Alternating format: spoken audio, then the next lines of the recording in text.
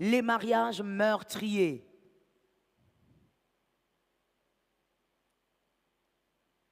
Les mariages donc qui vous tuent. Tu es dedans, tu commences à mourir. Ou même tu es dedans, mais tu es mort depuis longtemps. Tu es un mort vivant. Même quand on te voit là, mort vivant. Les mariages meurtriers.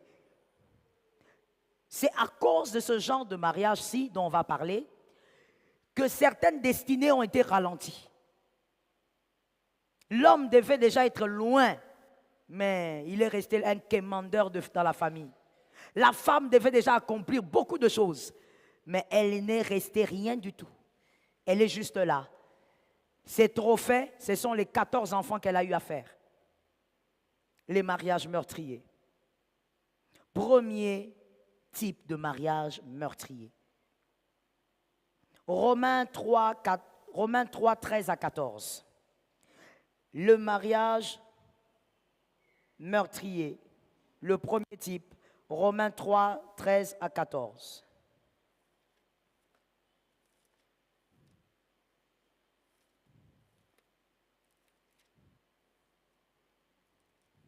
Si vous avez vos Bibles, c'est bien de vérifier avec moi. Romains 3, 13 à 14.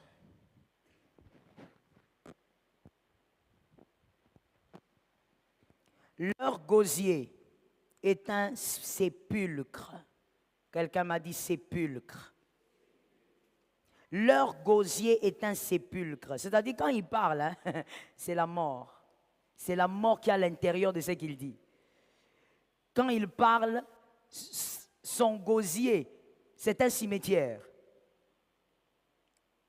Leur gosier est un sépulcre ouvert, en plus, ouvert. Donc ils n'ont pas encore fini de ravager. Ils se servent de leur langue pour tromper. Ils ont sous leurs lèvres un venin d'aspic. 14. Leur bouche est pleine de malédiction et d'amertume. Ça, c'est très grave. La bouche de ces gens-là, remplie de... Vous avez des Bibles, n'est-ce pas? Oui, il faut regarder dans la Bible. Leurs bouches sont remplies de malédiction et de quoi? Ça veut dire que ces gens de personnes-là, ils te rencontrent. Ça veut dire que tu te maries à quelqu'un comme ça. Il te brise totalement par sa langue. On parle de qui? Nous écrivons, s'il vous plaît. Le premier type de mariage meurtrier, c'est d'être marié avec un revendicateur permanent. Un revendicateur permanent. Ou une revendicatrice. Ça peut être une femme. Tout ce que je dirais ici, ça tient pour l'homme ou pour la femme. Un revendicateur permanent. Le revendicateur permanent, c'est qui? Que les célibataires me lèvent la main droite et qu'ils disent « Je reçois la grâce, Dieu m'a épargné ».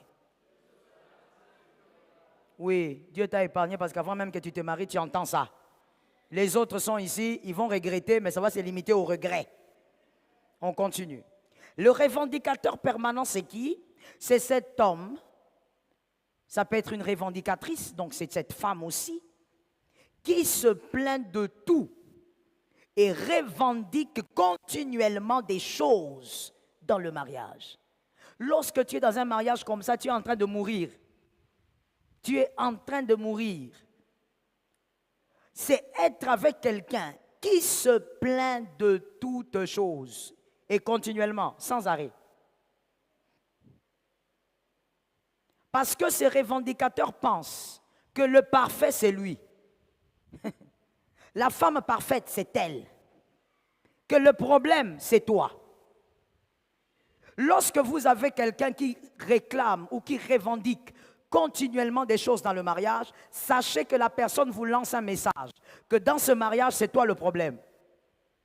Que dans ce mariage aussi, si nous souffrons, c'est toi. Moi, je suis parfait. Moi, je suis parfaite. Oh, ma soeur, dans un mariage comme ça, tu es en train de mourir. Mon frère, tu es dans un mariage meurtrier.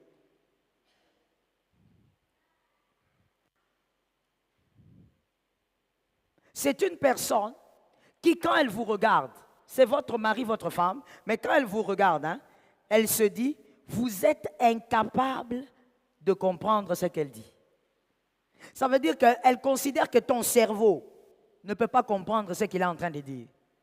Que même s'il t'explique des choses, tu ne comprendras pas. Automatiquement, c'est quelqu'un qui se sent supérieur en vous à tout niveau, à tout point. Au nom de Jésus de Nazareth, que Dieu délivre un couple. Que Dieu délivre un célibataire. Cette personne ne la rencontre jamais dans ton parcours. Même avec les bandes sur les yeux, ne la rencontre pas. Tu dis pas un amen? Mon frère, ce sont des choses sérieuses. À toi de prendre. Je chasse cette rencontre-là sur ton chemin au nom de Jésus. Ta maman a trop souffert pour t'éduquer, te faire étudier. Tu vas aller rencontrer une femme façon. Ces genres de femmes-là. Tout le temps, tous les jours, c'est elle qui se plaint. Même quand tu dors, elle se plaint. Pourquoi tu dors comme ça? Toi, tu ne savais pas que quand on se marie, ce sont des risques. On se marie avec quelqu'un qu'on n'a jamais vu dormir. Tu vas aller voir des choses là-bas. Oh non, mais pourquoi quand il dort, il ronfle? Toi, tu ne savais pas qu'il ronflait. Si tu ne savais pas, le mariage est un risque. Dis à celui qui est à côté, c'est un risque. Celui-là qui se plaint et qui revendique des choses continuellement. Dès qu'il entre dans la maison est sale, la cuisine est sale, toi-même tu es sale, les plafonds sont sales. Il peut même sortir dehors dire le tôle. Tellement qu'il se plaint de tout. De tout. Tout ce que tu fais est mauvais. Toutes tes améliorations, il ne peut pas les voir parce que c'est lui qui est parfait. Il ne peut pas donc voir même quand tu t'améliores. C'est une rencontre dangereuse pour les raisons suivantes. Cette rencontre-là, elle est dangereuse quand vous êtes déjà marié, pour des raisons suivantes. Et si vous êtes célibataire, Jésus a eu pitié de vous. Tu rencontres quelqu'un qui se plaint déjà avant même de t'épouser, qui se plaint tout le temps, qui revendique tout le temps. Arrête-toi d'abord. Mets un frein d'abord. C'est une rencontre dangereuse pour les raisons suivantes. Un revendicateur ne s'examine pas. Un revendicateur ne s'examine pas. Ça veut dire qu'il ne prend pas le temps pour voir où sont aussi ses erreurs. Où est-ce qu'il fait mal les choses pour que vous puissiez vivre en harmonie. Non, un revendicateur ne s'examine pas. Or, celui qui arrête de s'examiner ne peut pas s'améliorer. Tu sais ce qui fait que tu t'améliores? C'est parce que tu t'examines. C'est parce que des fois, quelqu'un peut venir te dire, toi tu as un mauvais comportement, hein. Tu réfléchis un peu, tu dis, ah oui, je crois que c'est vrai, il faut que je m'améliore. Celui qui s'améliore s'examine. Celui qui ne s'examine pas ne peut pas s'améliorer. Parce qu'il pense qu'il est parfait. Regardez maintenant les dangers de vivre avec quelqu'un comme ça. Une personne qui pense qu'elle est parfaite. Tout le mal, c'est toi. Dès qu'il y a un problème, les enfants échouent, c'est toi. Quand l'enfant se blesse, c'est toi. Même si on a failli te kidnapper toi-même. Oh, ce que je dis là, s'il y avait un peu plus de femmes mariées, elles allaient dire amen à ce que je dis. Il y a des hommes comme ça. Ça veut dire que la femme, moi j'en ai déjà rencontré plusieurs fois. Il y a des hommes façon dans la vie. Hein. Vous savez, je suis déjà allé prier pour une famille. J'entre là-bas, je prie et puis je calme la tension. Mais en sortant de là, en montant de ma voiture, moi-même dans mon cœur, heureusement que Dieu garde le cœur. Heureusement que Dieu ne montre pas tout ce qu'il y a dans le cœur. Dans mon cœur, tu sais ce que je me dis? Je regarde, je dis un homme façon. Je viens de prier pour lui, hein, mais j'ai dit dans mon cœur, des hommes comme ça vraiment, elle est allée les trouver où? Oui, ça m'est arrivé plusieurs fois. Il y a des hommes bizarres. Permettez-moi, ça choque un peu les hommes, mais c'est comme ça. Des hommes bizarres. Ça veut dire que la femme, elle vient en train de pleurer. Tu sais, on a failli me kidnapper aujourd'hui. En tout cas, c'est Dieu qui m'a sauvé. Il y a un monsieur qui est venu, qui m'a sorti. Le mari regarde. Mais c'est parce que tu es bête. Oh, ah bon? Elle a failli mourir? Mais oui. C'est parce que tu n'es pas intelligente. Comment d'abord tu as fait pour monter dans ce taxi-là? L'homme commence à condamner alors que quelqu'un a failli mourir. Ça existe tellement. Peut-être même à tes côtés, là, il y a quelqu'un comme ça. Je dis à une âme, quelqu'un qui ne s'examine pas ne peut pas s'améliorer. Maintenant, dis-moi, comment tu vas vivre toute ta vie avec un homme, une femme, qui ne s'examine jamais et qui ne s'améliore pas? Tu es dans un mariage meurtrier. Est-ce que quelqu'un m'entend? Deuxième danger, parce qu'on parle des dangers d'une telle rencontre. Deuxième danger, un revendicateur est dans un monde virtuel où il est le centre de tout. Ou on peut même mieux dire, où il se considère comme étant le centre du monde. Tout et tous doivent travailler pour lui. Tout c'est pour lui. Quand lui ne va pas bien, le monde doit s'arrêter. Oh mon Dieu, que Jésus t'éloigne de ce genre de personnes. Et il considère que ce que lui donne aux autres, même l'amour là qu'il donne à sa femme ou à son mari, il considère que c'est une grâce. Il considère que la femme qu'il a épousée a eu la grâce de l'épouser. Elle considère que l'homme qu'il a rencontré a eu la grâce de la rencontrer. C'est une personne qui considère que ce qu'elle, elle vous donne, vous ne le méritez pas. C'est une grâce. Et qu'elle est le centre de tout. Que Jésus vous aide. Je veux dire à quelqu'un qui a cette maladie et qui est célibataire, peut-être que tu es là et que Dieu t'a envoyé pour que tu guérisses avant de te marier. Peut-être que ce dont on parle, c'est toi-même qui es comme ça. Écoute, tu dois savoir que quand tu fais du bien à quelqu'un et que tu considères que ce que tu as fait là, c'est une grâce que tu as fait à cette personne, tu dois savoir qu'à côté de toi, il y a quelqu'un qui peut faire 2 fois mieux que toi. Je n'ai pas entendu. Si je n'ai pas entendu, je veux considérer qu'il y a beaucoup de gens qui souffrent de cette maladie. Je disais, lorsque tu fais du bien à quelqu'un, n'oublie jamais, même si c'est un conseil, et que tout le monde te dit, ah, en tout cas, tu as une sagesse particulière. C'est bien. Mais tu n'oublies pas que quelque part, pas très loin, il y a quelqu'un qui peut faire mieux que toi et puis la personne te fait même disparaître. Je vais répéter ça parce que je sens qu'il y a beaucoup de résistance. Il faut que l'humilité entre en toi. Lorsque tu fais une chose pour les gens, il y a quelqu'un d'autre qui peut faire ce que tu fais et on t'oublie. Oui, ça veut dire qu'il a tellement bien fait ça qu'on oublie même que toi tu étais là. Oh yes, on commence même à se demander, celui qui était ici c'est qui Guerlain, hein? Qu'est-ce qu'il faisait ici? On commence à se poser des questions. Parce que Dieu a envoyé Guerlain, mais deuxième version. Il fait des choses mieux que toi de loin. Donc ne considère jamais que ce que toi tu fais pour un autre, c'est une grâce. Il n'y a pas de grâce que tu fais à quelqu'un. C'est toi qui as reçu la grâce de faire du bien à quelqu'un. Donne-moi 2 amens que j'entende. C'est toi. Quand tu fais du bien à quelqu'un, Dieu a eu pitié de toi pour que tu fasses du bien à quelqu'un. La grâce est chez toi. Ce n'est pas même si tu donnes à la personne le transport, elle marchait à pied à 2 heures du matin et que la personne n'avait rien. On pouvait la lever les reins la nuit.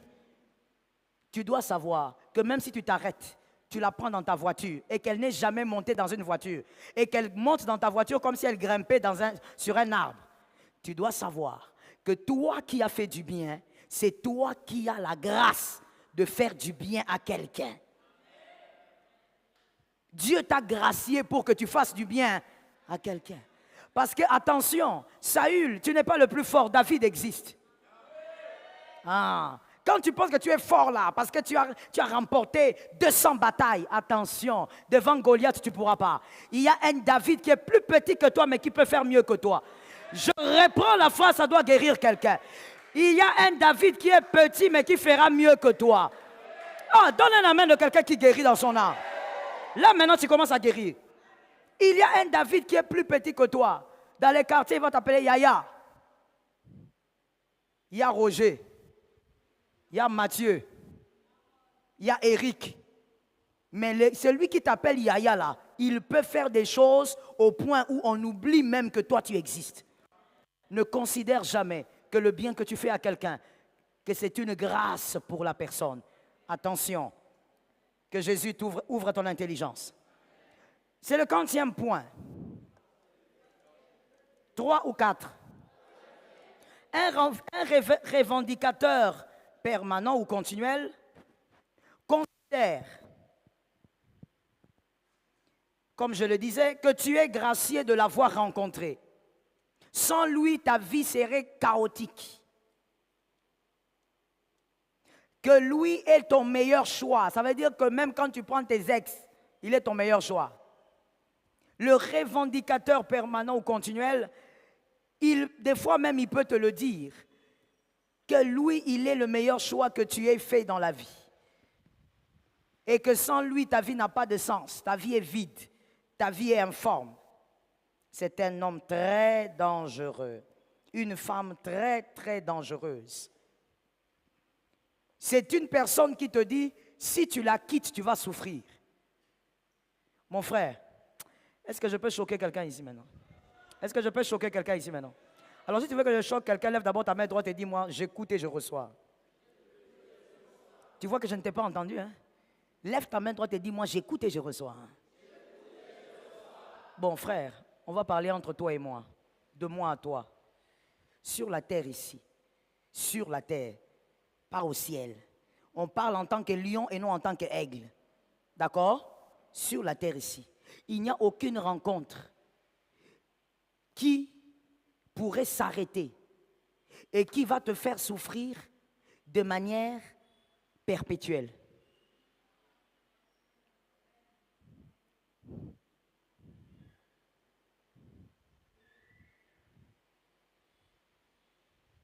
Réfléchis bien. Aucune. Même la maman qui t'a porté dans ses entrailles, le jour qu'elle est partie pour toi qui n'as plus de mère comme moi, tu as cru que ton oxygène était en train de se terminer. Mais tu as remarqué après ça que tu respirais. Tu as pleuré pendant 2 mois, 3 mois, 1 année, 5 ans. Mais après la 6e année, les larmes ne coulent plus, c'est seulement un souvenir. Sur la terre, ne laisse personne te faire croire que si toi tu la quittes, ta vie s'arrête. Je suis dans la dimension du choc. Sur la terre des hommes, vis dans la sagesse. Je dis, ne laisse personne. J'attendais la phrase qui suit, parce que c'est cette phrase qui suit qui a la sagesse dedans. Ne laisse faire quoi? Croire. Croire. Le piège des fois dans la vie, c'est que vous laissez les gens croire. Il faut que toute personne qui t'entoure sache que ta vie dépend de Dieu.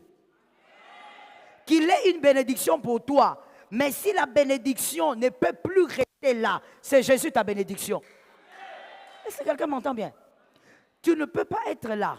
Ce qui me choque encore, ce sont les fiancés. Ce qui me choque encore pire, vous n'êtes pas fiancé, vous êtes dans le processus de l'avenir. Tu ris, ma fille. Ça veut dire que le gars là, quand on te demande au bureau du pasteur, il est ton fiancé, parce que fiancé veut dire que les familles connaissent. Hein? Quand on dit il est ton fiancé, non. Il est ton copain, non. Non. Ça c'est pour dire que tu ne vis pas dans les péchés. Non. Ok. Il est qui? Alors moi, le pasteur Joël, j'ai trouvé un nom pour vous. Il est ton avenir. Parce qu'en fait, il n'est rien. Mais dans cette position où il n'est rien, papa ne le connaît, même ton petit frère ne le connaît pas. Même ton petit frère, le petit là qui mange les bonbons, il ne connaît pas cette relation-là. Mais vous verrez certaines filles, façon, qui sont dans cette salle. L'homme te dit, là-bas sur Ngouma, il te dit, pars, entre toi et moi c'est fini. Tu vas me regretter, petite. Tu sais comment tu parles, non? Je ne veux pas parler en lingala pour que nos frères d'ailleurs entendent ce que j'ai dit. Tu vas me regretter, petite. Je vais te montrer, Toi aussi, fille, façon. Ah, Jean-Louis.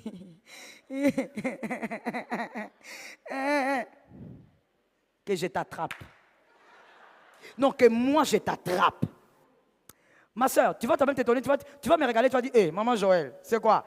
Même ma maman n'est pas... Moi, je suis plus que ta maman. C'est que je vais te faire sur la route. Ça veut dire que je vais t'engager à une dimension. D'abord, je t'engage, Même le gars va dire, maman, où en êtes? Et moi, je vais lui répondre, moi, je suis sa maman.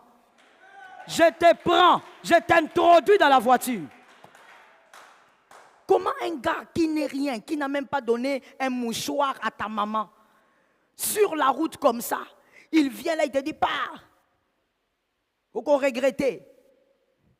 Mais c'est normal, un homme comme ça vraiment. Et toi, tu es là en train de pleurer. Pardon, pardon. Tu demandes pardon pourquoi? Tu demandes pardon pourquoi? Celui qui considère qu'il est le centre de ta vie ne mérite pas avoir ta vie. Est-ce que quelqu'un m'entend bien? La seule personne qui est le centre de la vie de quelqu'un, c'est Jésus. Voilà pourquoi j'interdis souvent même aux femmes mariées de dire « Mon mari est toute ma vie ». Un homme ne peut pas être toute ta vie. J'ai besoin des amens. J'ai besoin des amens. Un homme ne peut pas être toute ta vie. Voilà pourquoi vous venez dans les bureaux, vous êtes blessé, vous êtes brisé. Parce que ta connaissance a subi un coup. Tu as introduit une mauvaise sémence là-dedans. Une femme ne peut pas être toute ta vie. Toute la vie, c'est Jésus. Je parle ou je laisse? Je choque ou je ne choque pas? Ex-mari existe. Ex-femme existe. Ex-Jésus n'existe pas.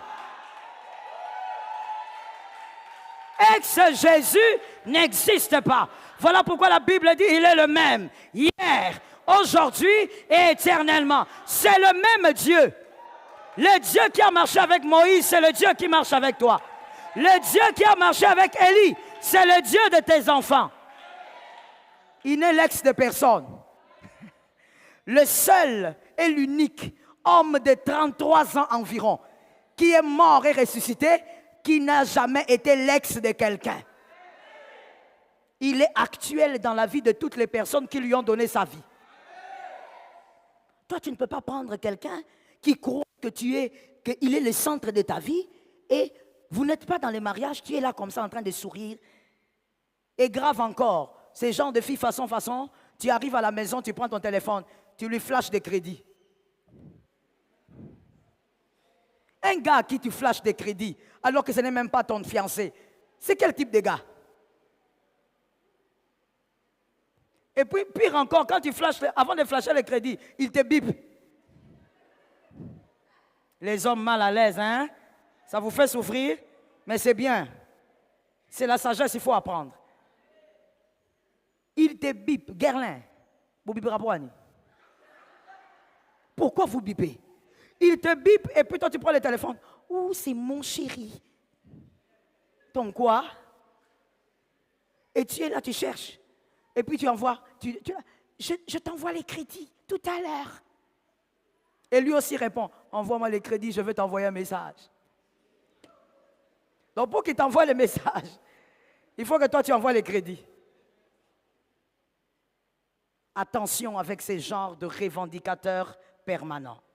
Que Jésus te délivre au nom de Jésus. Que Jésus t'épargne au nom de Jésus. Comme je le disais, dans le fiançailles, c'est plus facile à détecter d'ailleurs. Très facile. Lorsqu'un homme se plaint toujours, il se plaint de tout ce que vous faites. Arrêtez-vous un peu, arrêtez d'être pressé et parlez à Dieu un peu plus. Quatrième, un revendicateur bavard salit votre réputation.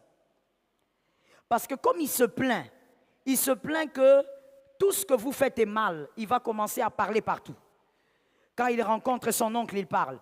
Il rencontre ta tante, il parle. Il rencontre le pasteur, il parle. Il va voir un prophète à la montagne, il parle. Il va parler de tes défauts partout. Pourquoi? Parce qu'il considère que lui est parfait, que si sa vie ne va pas bien, c'est à cause de toi. Et donc, il va commencer à en parler partout. Ta réputation est salie. Tu vas entrer dans une pièce, tu vois tout le monde en train de sourire. Tu ne sais pas pourquoi on sourit. Tu crois qu'on est content de te voir. On n'est pas content de te voir. C'est parce que ces gens connaissent ta vie. Ils détruisent votre réputation. Une telle personne, c'est une personne meurtrière.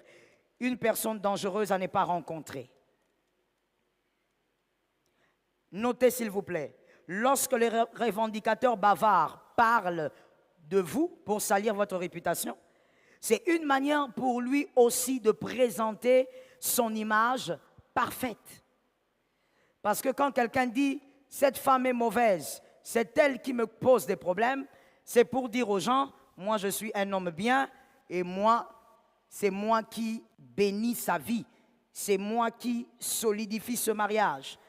Lorsque quelqu'un salit votre réputation, comprenez que par ricochet, il voudrait purifier son image, présenter une image belle de lui. Est-ce que quelqu'un m'entend? Est-ce que quelqu'un m'entend? Alors, je veux ouvrir une parenthèse pour dire ceci. Dans le cadre d'une relation entre David et Jonathan, c'est-à-dire une alliance d'amis, d'amitié, si malheureusement vous tombez sur ce genre de personne, dans l'amitié, c'est-à-dire une personne qui vient toujours vous raconter le mal des autres, captez ce message ce soir. Cette personne a envie de vous dire, cette autre est mauvaise, mais moi je suis la personne digne de confiance. Faites attention avec celui qui veut vous montrer ou vous présager. Est-ce que quelqu'un m'entend? Quand quelqu'un est bon, il vit dans sa bonté, c'est tout. Mais quand une personne travaille son image pour vous la présenter, faites attention à cette personne. Elle risque d'être pire que la personne qu'elle critique. Cinquième danger, et le dernier, un revendicateur permanent ou continuel modifie les cœurs les plus solides. Je parle dans le mariage, le cœur de l'autre là, de la personne qui souffre.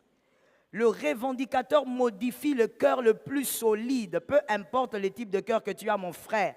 Si tu vis avec une femme comme ça et tu vis sans trouver des solutions, 5 ans c'est trop, ton cœur sera autre chose.